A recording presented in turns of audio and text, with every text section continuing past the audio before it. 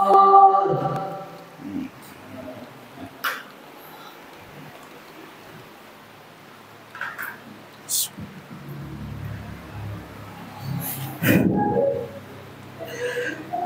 بالله من الشيطان الرجيم بسم الله الرحمن الرحيم إن الحمد لله نحمده ونستعينه ونستهديه ونعوذ بالله من شرور أنفسنا ومن سيئات أعمالنا من يهده الله فلا مضل له ومن يضلل فلا هادي له أشهد أن لا إله إلا الله وأشهد أن محمدا عبده ورسوله صلوات الله وسلامه عليه وعلى آله وأصحابه ومن تمسك بسنته إلى يوم الدين فيا عباد الله أوصيكم ونفسي بتقوى الله فقد فاز المتقون الله سبحانه وتعالى يقول يا أيها الذين آمنوا اتقوا الله حق تقاته ولا تموتن إلا وأنتم مسلمون والرسول صلى الله عليه وسلم يقول اتق الله حيثما كنت. Maigsuon sa relihiyong Islam, pagadaygon ng Allah subhanahu wa ta'ala, tungod lamang ang Allah subhanahu wa ta'ala ang siyang dapat natong pagasimbahon ug siyang dapat nato nga pag-aalayan ug pagsimba nga nag-inusara. Pagadaygon nato ang Allah subhanahu wa ta'ala sa mga nagkadaiyang blessing nga gihatag niya sa atoa, ilabi na sa atoang pagsulod sa relihiyong Islam. Ikaduha, ang atoang mga maayong panglawas nga gihatag ni Allah, nga wala kitay sakit or wala kitay ginabati sa atoang kalawasan, lahi or wala sa ubang tao, nga diin nagbati silag sakit ug mao na to ang hinungdan nga nakagasto sila og dako, nakagasto silag pila ka milyon para lang maayo ang ilahang mga sakit or mga balatian.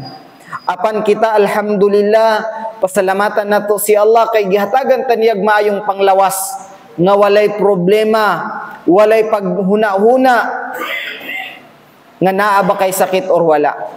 Kaya tungod gihatagan kita ni Allah og maayong panglawas.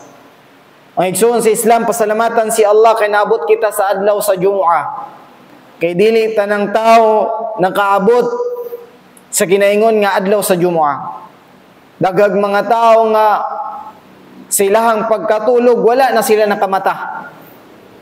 Apan alhamdulillah kita naalang gihapon diri sa sulod sa balay ni Allah aron maghimo og pagsimba kaniya. Mga igsoon sa Islam, musaksi kita nga walay laing Dios na dapat pagasimbahon gawas lamang ang Allah subhanahu wa ta'ala. Asyhadu an la ilaha illallah wa asyhadu anna Muhammadar Rasulullah. Musaksi pud kita nga si Propeta Muhammad sallallahu alaihi wasallam sugo ni Allah. Mga igsoon sa relihiyong Islam, ang giingon ni Allah subhanahu wa ta'ala, يا أيها الذين آمنوا اتقوا الله حق تقاته ولا تموتن إلا وأنتم مسلمون. O kamong mga nintuo sumasampalataya kay Allah subhanahu wa ta'ala, kahadlukan sa tinuod nga pagkahadlok ang Allah subhanahu wa ta'ala, ug dili nato pabayaan nga moabot sa ato ang kamatayon nga wala kita misimba, wala kita misunod kay Allah subhanahu wa ta'ala. Mga igsoon sa relihiyong Islam, ato ang paghahisgutan ang hadith ni Propeta Muhammad sallallahu alaihi wasallam.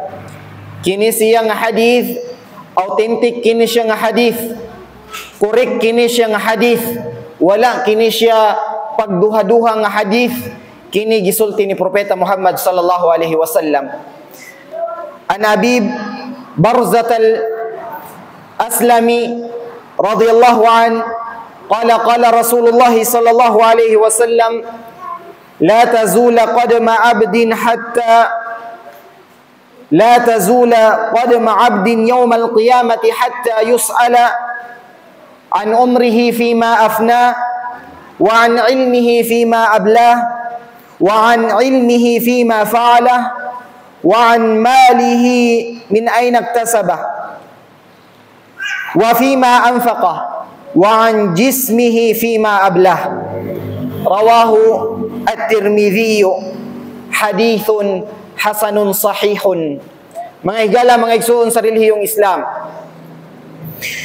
ang hadith gikan kini kay Barza al-Aslami, kawa nawa siya ng Allah subhanahu wa ta'ala.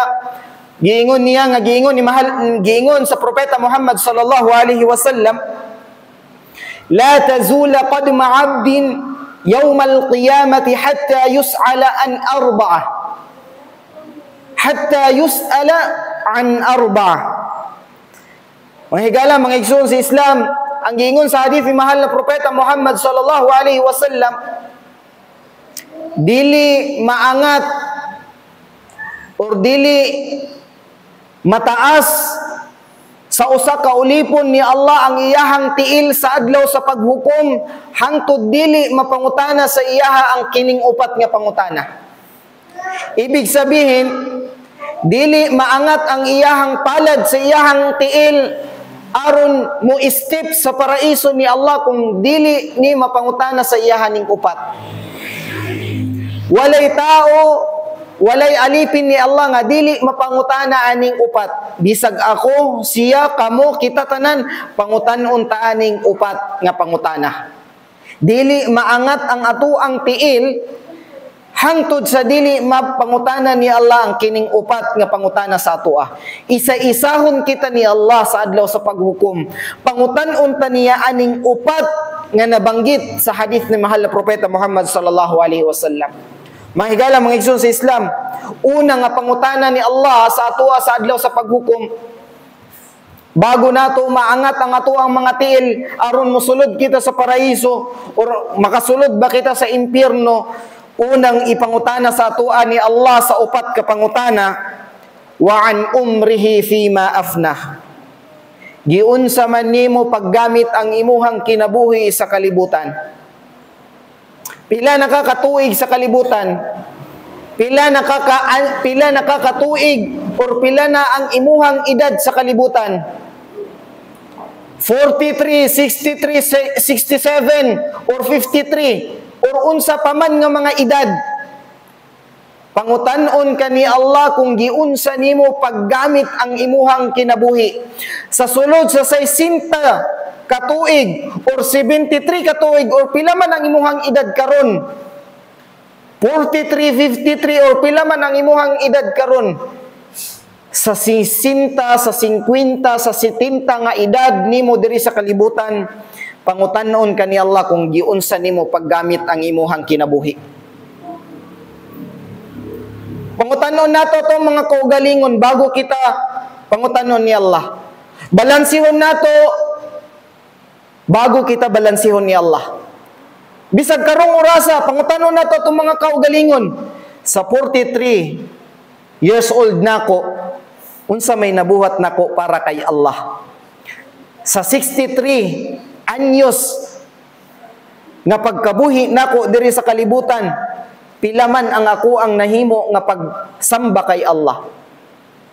Sa 35 years old nako nga pagkabuhi sa kalibutan, pila man ang ako ang nahatag nga oras kay Allah. Mao nang usa ka pasudlon ni Allah sa iyang paraiso or usa ka niya pasudlon sa iyang impyerno, pangutanon sa kadaan ni Allah. Kay ang Allah patas man. Pasudlon lang kaniya sa impyerno nga walay hinungdan, dili pud pwede. Muhatag pug kag rason sa adlaw sa paghukom. Mao nang pangutanon kani Allah sa pila nimo katuig pagpuyo sa kalibutan, pila man ang imuhang nahatag, pila man ang imuhang nagastos kay Allah nga oras kinabuhi sa imuhang lawas. Mga igsoon sa Islam, sa adlaw sa paghukom, pangutan-on kita ni Allah subhanahu wa ta'ala sa adlaw sa paghukom. Ingnon taniya nasa sa banal na Quran, qalu labithna yawman aw ba'da yawm. Ang giingon ni Allah subhanahu wa ta'ala, qala kam labithtum fil ardi adada sinin. Ang giingon ni Allah subhanahu wa ta'ala, pila man kaadlaw ang inyuhang pagkabuhi sa kalibutan. Pangutanon ta ni Allah, Qala kam labithtum fil ardi adada sinin. Pila man katuig ang imuhang pagkabuhi sa kalibutan? Asa naman tong 43, 63, 70 years na pagkabuhi nimo sa kalibutan? Asa man tong gigamit nimo didto nga oras para kay Allah? Ha? Unsa gingon ni Allah subhanahu wa ta'ala? Afahasibtum annama khalaqnakum abathaw wa annakum ilayna turja'un. Gibuhat kita, gibalansi ba ninyo nga gibuhat kamo ni Allah subhanahu wa ta'ala? Dili sa ingon nga pagdula-dula, kundili gibuhat kamo ni Allah sa naay purpose. Unsa may purpose ni Allah? Aron simbahon siya, mga higala, mga igsoon sa Islam. Afahasibtum annama khalaqnakum abatha wa annakum ilayna turja'un. Nga balansi ba ninyo nga giibuhat kamo ni Allah, dili ingon nga magpaayahay kamo sa kalibutan, dili ingon nga magpadato kamo, dili ingon nga magpadaghan kamo kwarta, kun dili gibuhat kamo ni Allah aron simbahon siya ug muuli kamo kay Allah. Pasabot ni Allah mamatay ka nga sa imong pagpangingkamot sa kalibutan, sa imong kwarta nga madato ka, dili na maka hatag sa imuhag kaayuhan kay muuli gihapon ka kay Allah. Mamatay ka katong imuhang kwarta, imuhang yuta, imuhang balay, away-awayan pa na si mong mga anak. Muna, dili ako ang nagsultihan na, kundi si Allah subhanahu wa ta'ala.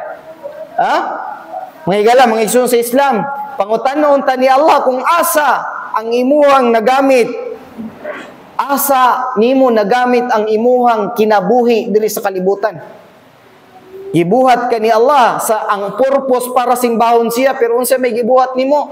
Gikalimtan nimo siya, giuna nimo ang pangkalibutanon para madato ka, para maayahay ka. Ayahay lagi ka sa kalibutan, nakuha nimo tanan ang gusto nimo, napalit nimo yung sa gusto nimo, nasakyan nimo kung sa mga gusto nimo, pero pag abot sa ulahing adlaw, na dito ang tinuod nga kalisod. Ayahay man ka sa kalibutan, pero pag abot sa adlaw sa paghukom, wala na. Naa na dito tanan kasakit kapait.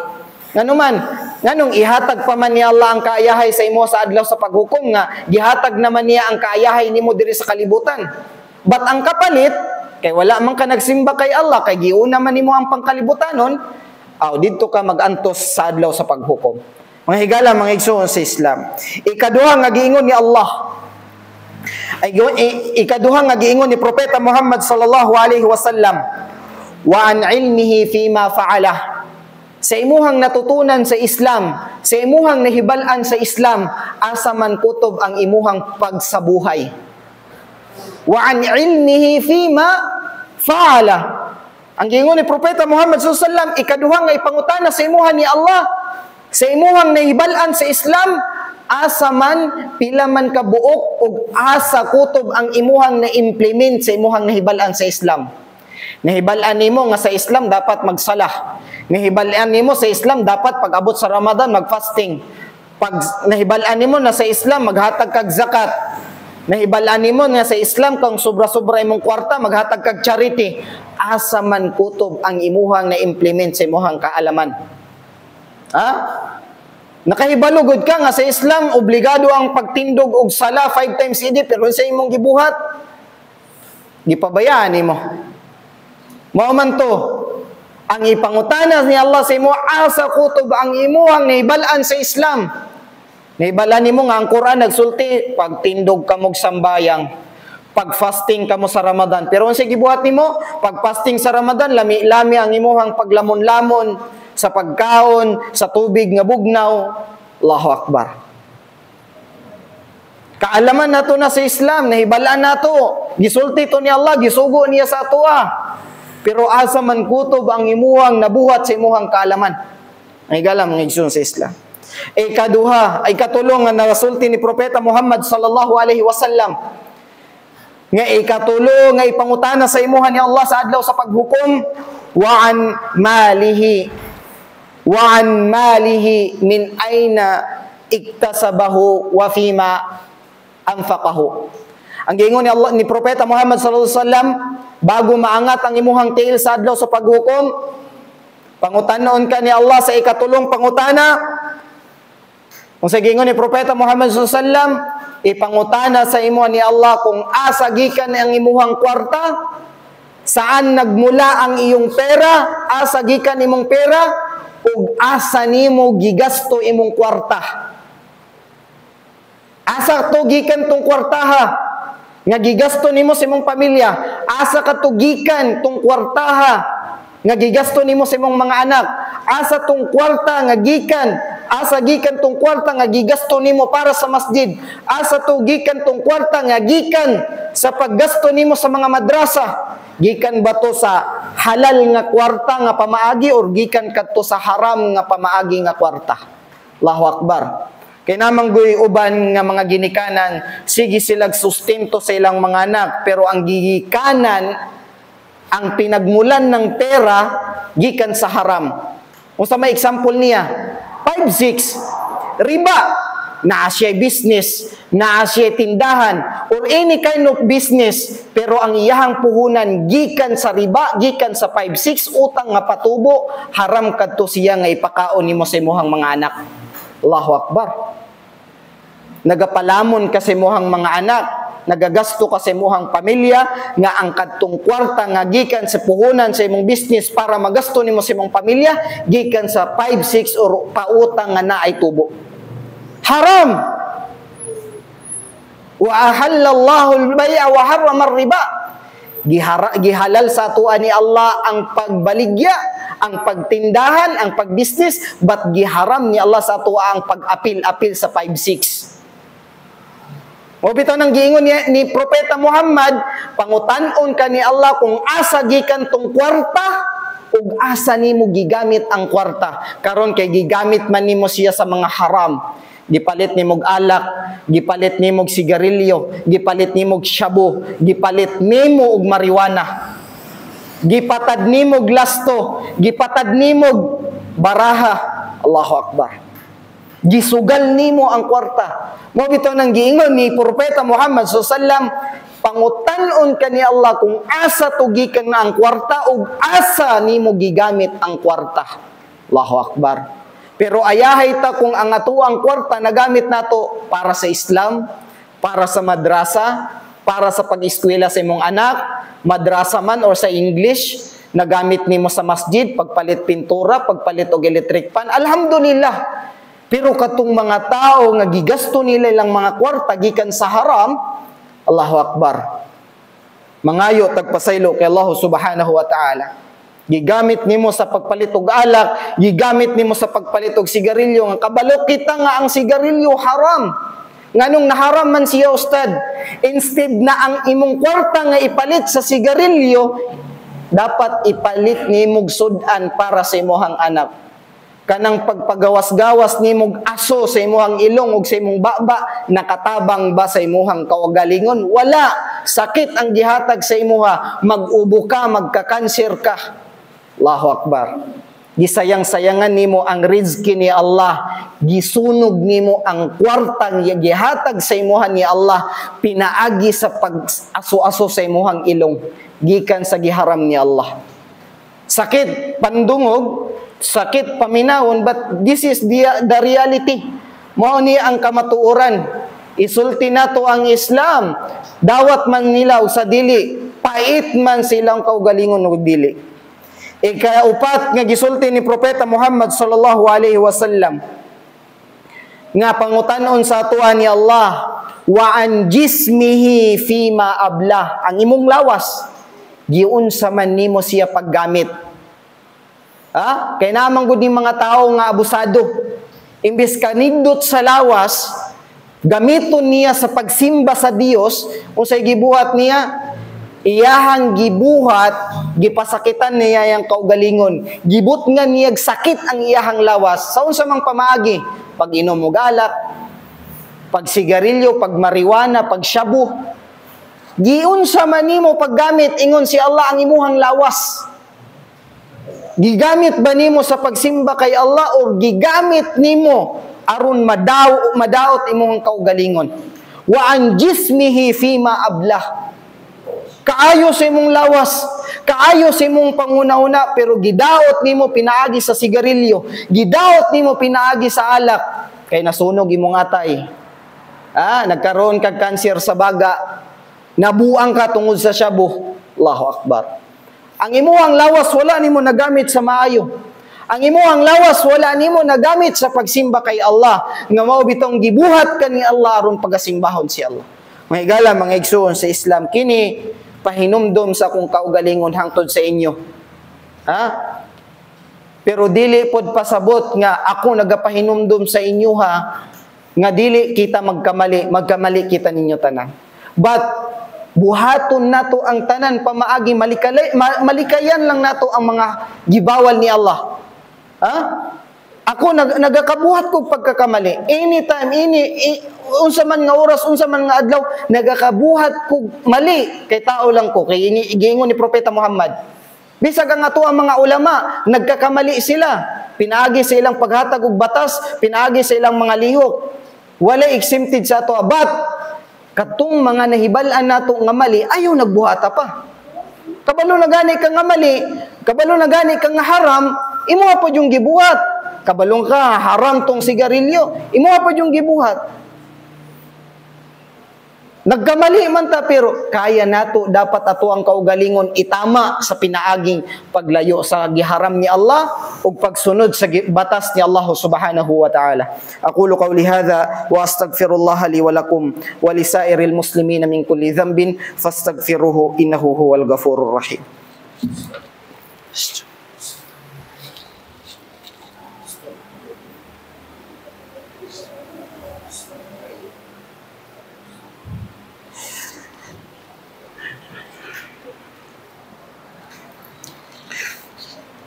A'udzu billahi minasyaitonir rajim. Bismillahirrahmanirrahim. Alhamdulillah wassalatu wassalamu ala Rasulillah wa ala alihi wa ashabihi wa man tamassaka bi sunnatihi ila yaumiddin. Mahigala mga igsoon sa Islam, kadtong pangutana nga upat sa atoa sa adlaw sa paghukom, isa-isahon kita ni Allah pangutana. Giun sa nimo paggamit imong kinabuhi, asa kutob ang imuhang pag-implement sa nahibalan nimo sa Islam, giunsa nimo paggamit ang imuhang kwarta ug asa gikan kadto nga kwarta, gikan ba to sa haram, gikan ba to sa halal, ug giunsa nimo paggamit imong lawas. Kanang upat nga pangutana, isa-isahon taana ni Allah. Kung kaning upat nga pangutana nagamit nato ni tanan para sa landas ni Allah, alhamdulillah makasulod ka sa paraiso. But kung kaning pangutana nga upat, wala nimo magamit kay Allah, wala nimo magamit kay Allah, karon pa lang buhi na ka, pagmahay na. Kay basig pangutanon ka ni Allah, kung giunsa nimo paggamit imong kinabuhi, basig mo ingon ka sa adlaw sa paghukom, ya Allah, nabisi ko sa kong tindahan, nabisi ko sa kong trabaho, nalimtan na nako ang pagsimba nako sa imo. Pangutanon ka niya, karon ya Allah nga, giunsa man nimo imong kwarta. Asa man gikan katong kwarta ha? Ya Allah, gikan ka to siya sa 5-6. Gikan ka to sa utang nga patubo. May gala, mga isun sa Islam. Dili kaning ato ang kapait sa ato ang kinabuhi, kapobrehon sa atong kinabuhi. Ayog isakripisyo ang Islam tungod lamang sa kakarampot nga halaga. Ustads, wala namang good ko ilain madaganan, ustads, kato naman lang good nga pag-utang sa kwarta nga naitubo. Allahu Akbar. Ibig ba sabihin, mas gipili nimo ang gibawal ni Allah kaysa sa musalig ka kay Allah? Higala mga igsoon sa Islam, dili ka to siya rason nga para sudlan nato ang mga gibawal ni Allah tungod lamang sa ato ang kapobrehon. Wala na'y pinakapobre sa mga naunang tao, ang mga propeta, ang mga sahaba, pagkamatay ni Propeta Muhammad, nabuhi man sila. Nagpuyo pagani sila disyerto ha. May paganita diri, napatay utan-utan, napatay dahon-dahon, napatay maibot nga mga gulay-gulay. Pero dito sa ila disyerto. Pero ngano nangabuhi man sila? Ang mga tabiin, katong mga tao nga nagsunod sa mga sahaba, nangabuhi man sila nga wala sila nagsunod sa haram. Kita, daghan tag pwede mahimong source of income nga dili ka makasunod sa haram. Iwasan nato na mga higala, mga igsoon sa Islam. Kay tungod Dili nato maako sa tuang pamilya nga nagpahungit ka og pagkaon, nagapalit kag pagkaon, ginahanda nimo sa imong lamisa gikan sa haram, gikan sa gibawal ni Allah subhanahu wa ta'ala. Ay mga higsuon sa relihiyong Islam, kutob sa ato ang makaya nga ma-implement sa Islam, i-implement nato. Kay ang Islam dinun yusrun. Ang Islam dili siya lisod nga relihiyon. Kung dili nimo kaya ayog pug sa imong kaugalingon, fattaqullaha mastata'tum. Kahadluki ang Allah, buhata ang Islam kutob sa imuhang makaya. Kay dili man pug kapugson ni Allah sa mga butang nga dili nimo kaya. Magpasting ka niya, dili nimo kaya, ayaw pagpasting.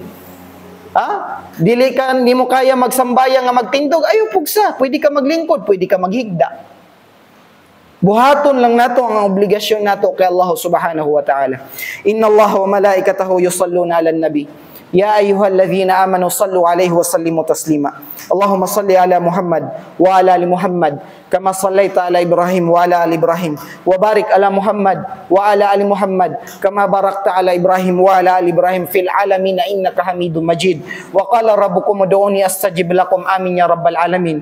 Allahumma taqabbal salatana wa du'aana wa ruku'ana wa sujudana wa ruku'ana wa sujudana ya arhamar rahimin. Allahumma ighfir lana dhunubana, Allahumma ighfir lana dhunubana, Allahumma ighfir lana dhunubana wa liwalidayna wa li jami'il muslimina wal muslimat al ahya'i minhum wal amwat.